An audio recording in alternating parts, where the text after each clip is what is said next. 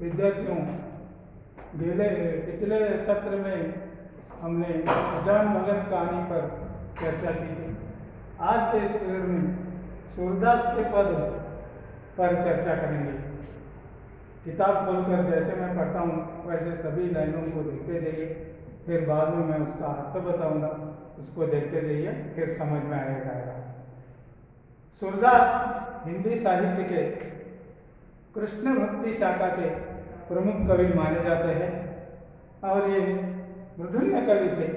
इनके काव्य का मूलाधार भागवत पुराण है। इनसे रचित सुरसागर, सुरसारावली, साहित्य लहरी ऐसे 3 किताबें मिलती हैं। प्रसिद्ध आदि रचनाएं हैं।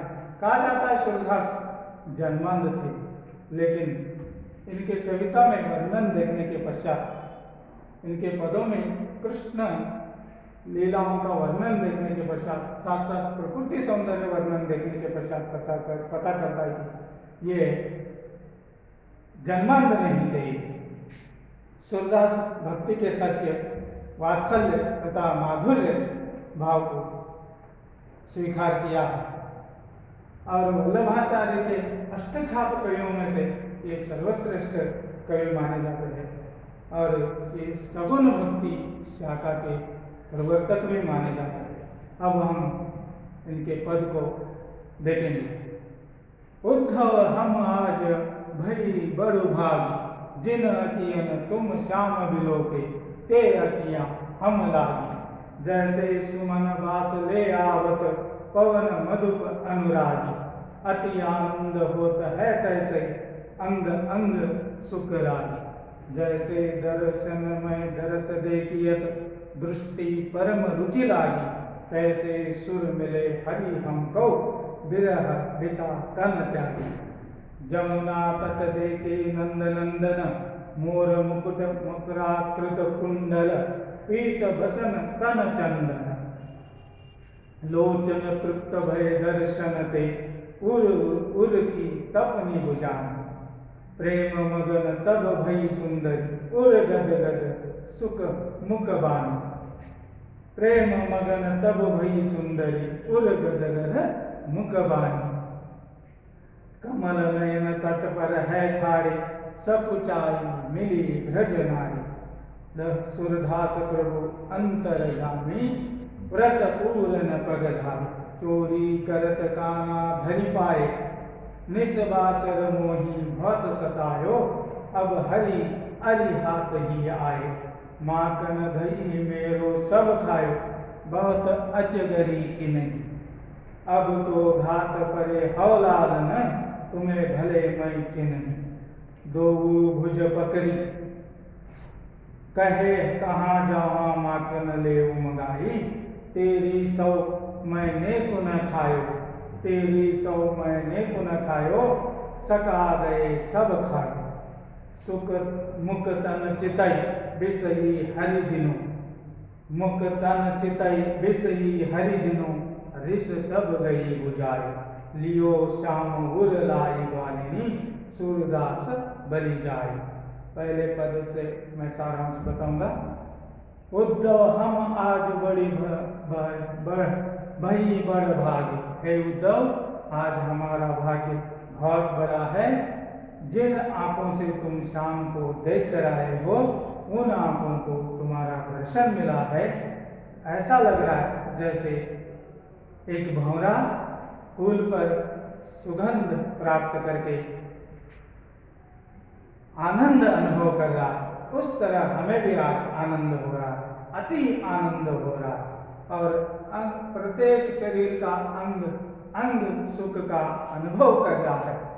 जैसे ही तुम्हारा दर्शन हमें हुआ है दृष्टि, जैसे दृष्टि को परम रुचि लग रही है। सूरदास कहते हैं हमारे प्रभु सूरदास श्री कृष्ण ऐसे हैं, उनके दर्शन से ही हमारी सारी विरह वेदना नष्ट हो जाती है। दूसरा, जमुना नदी के किनारे नंद नंदन नंद राय का पुत्र श्री कृष्ण खड़ा है। उसके सर पर मोर का मुकुट, कानों में मकर आकृति के कुंडल और शरीर पर पीतांबर धारण करके खड़ा है। और उसकी आंखें देखकर, उसके कमल की पंखुड़ियों की तरह आंखें देखकर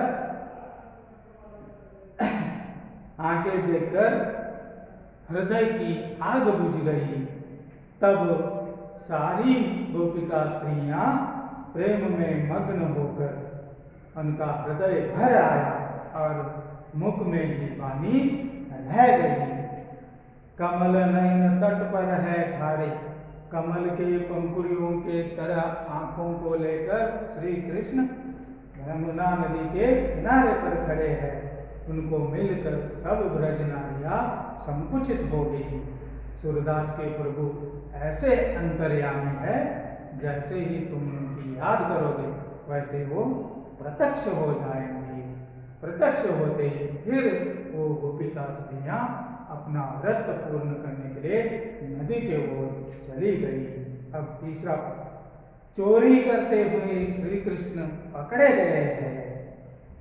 हर रोज निज बांसुरी यानी मोही, मुझे तू हर रोज तकलीफ या सताता रहता है। आज अब मेरे हाथों में आ गया है, कहो तुम्हें आज कौन बचाएगा। अब तो मैं तेरा ऐसा घात, जिस पर ऐसे प्रहार करूंगी, तुम्हें भले कौन बचाएगा। उसकी दोनों भुजाओं को पकड़कर गोपिका स्त्री, कहो मैं कहाँ मेरा भैया और मातन मांगने जाऊं। तब श्री कृष्ण, तेरी सौ मैंने पुनः खायो, तेरी सौगंध मैंने कुछ नहीं खाया, सका सब खा गए। मेरे सारे दोस्त सब खाकर चले गए हैं। तब मुख तन चित उसके शरीर और मुख के ओर हृदय को आकर्षित करते हुए देखकर श्री कृष्ण थोड़ा उसके ओर देखकर हंस देता है। तब उस गोपिका स्त्री का सारा गुस्सा शांत हो जाता है। रिस तब गई बुझा, लियो श्याम गुर लाई वाली। तब वो गोपिका स्त्री उस श्याम रंग के श्री कृष्ण को अपने हृदय को लगाकर, सूरदास कहते हैं, ऐसे मेरे श्री कृष्ण को रूप देकर सब उस पर बलि जाते हैं, फिदा हो जाते हैं। इस कविता का सारांश इस प्रकार है। अगर कोई समस्या हो तो प्रश्न पूछेगा, उसके बारे में हम उत्तर जरूर देंगे। धन्यवाद। फिर अगले सत्र में दूसरे पोएम के साथ या कविता के साथ हाजिर हो जाएंगे। Thank you.